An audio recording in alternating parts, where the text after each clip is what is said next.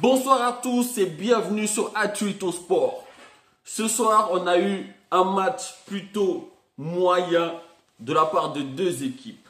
Débrief Barcelone, Atlético de Madrid. J'ai un mot à dire sur l'arbitre de ce match. Dans un match d'une telle importance, autant pour Barcelone que pour l'Atlético de Madrid, tu n'as pas le droit de donner un carton rouge sous prétexte que le joueur il te dit que t'es moche, t'exagères. Contrôle-toi, arbitre. T'es professionnel, ça fait des années que t'es dans le jeu. Arrête de sortir des cartons rouges parce que c'est Diego Costa. Donc, tout le monde sait que Diego Costa, il aime bien provoquer, qu'il parle, etc. Donc, prends sur toi. Dis-toi que si tu donnes un carton rouge maintenant, qu'est-ce qu'on fait, nous, en tant que spectateurs? On se dit, mais vas-y, je veux gâter le match.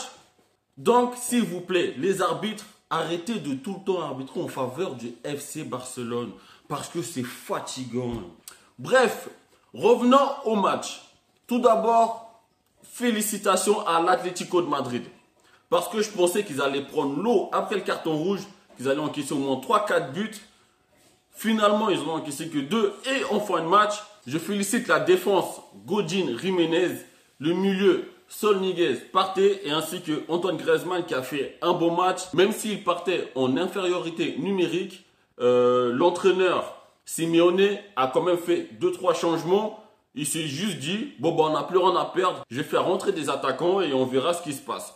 Première fois que je vois l'Atlético de Madrid jouer et ça me plaît. Généralement, ça ne me plaît pas. Cette équipe, il m'énerve. Donc là, je les félicite quand même malgré la défaite. Toutefois, il y a eu beaucoup d'insuffisances dans le jeu de l'Atlético de Madrid. Même s'ils étaient à 10, Antoine Griezmann, les récupérations de ballon, les remontées, etc., la distribution qu'il faisait, c'était bien, mais ce n'est pas suffisant. Si tu pars pour gagner le match, tu dois faire plus, Griezmann. On te demande beaucoup plus que ce que tu ne fais déjà. Saúl Ñíguez et Partey, ils ont plutôt bien joué au milieu de terrain. Ils sont restés concentrés tout au long du match. Mais voilà, c'est de l'insuffisance de la part de toute l'équipe, que ce soit de la défense, du milieu et de l'attaque. Et c'est dommage, parce qu'il y avait quand même de la place pour aller essayer de mettre un but et de le maintenir pour finir à 1-0 pour l'Atlético Madrid. Mais c'est pas grave, c'est Barcelone. C'est pas facile, on sait tout ça, qu'il nous fatigue au fur et à mesure que le match avance. Mais vous aurez dû essayer tout de même d'aller mettre ce un but là. Passons maintenant aux individualités. Oblak ce soir, il m'a impressionné. Non, à chaque fois, je me disais, allez but, allez but, allez but. Il arrêtait les ballons à chaque fois jusqu'à la 85e minute. La frappe enroulée de Luis Suarez, mais franchement bien placée parce que le gardien il était dessus, mais... La frappe, elle était franchement bien placée et heureusement qu'elle touche le sol avant de rentrer. Sinon, je pense qu'elle finit sur le poteau.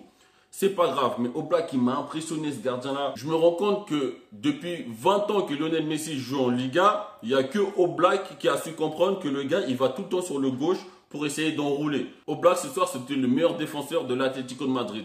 Il n'y a rien à dire, ce mec-là, c'est dans le top 3, hein, top 3 des meilleurs gardiens. Jan Oblak, David De Gea,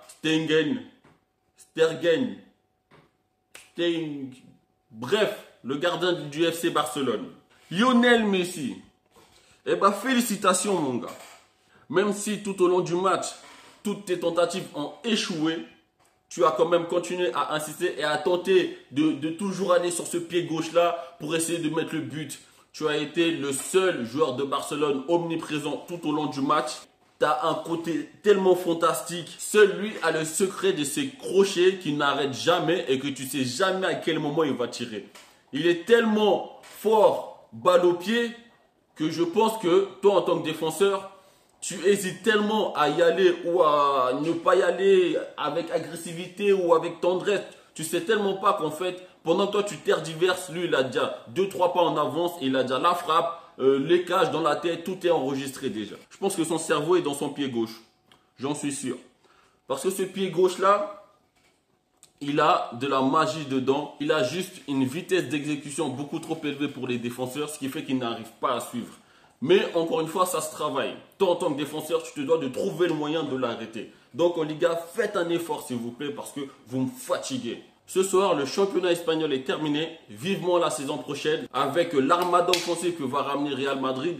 Et bien sûr, Barcelone qui va sûrement recruter 2-3 joueurs parce que là, ça commence à se fatiguer au milieu de terrain. C'est fini pour ce soir. Pour tous ceux qui veulent me suivre sur les réseaux sociaux, vous avez ma page Instagram, Twitter, Facebook, Snapchat qui sera en fin de vidéo. Abonnez-vous et partagez avec tout le monde et on se retrouve bientôt sur Atuito Sport.